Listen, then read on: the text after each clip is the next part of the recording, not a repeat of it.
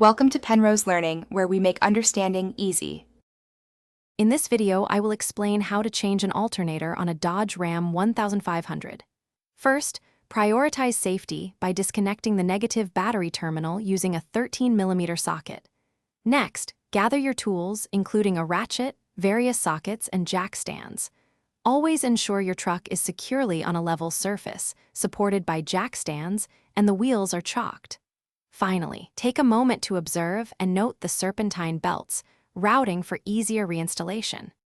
Now, let's get to the alternator. Use a 3/8-inch drive ratchet to relieve tension on the serpentine belt tensioner, then carefully remove the belt from the alternator pulley and other components. Next, locate and disconnect the electrical connector and the main power wire from the alternator, often requiring a 12mm socket for the nut. For some Dodge Ram models, you might need to remove the passenger side wheel and mudguard to gain adequate access. With access clear, it's time to remove the old alternator. Use a 13mm socket to unscrew the upper and lower retaining bolts. Once the bolts are out, carefully extract the old alternator from its position, often from underneath the vehicle. Now, take your new alternator and carefully maneuver it into place, ensuring it aligns perfectly with the mounting points.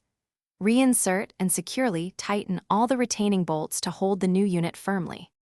For the final steps, reconnect all electrical wires and the main power terminal to your new alternator.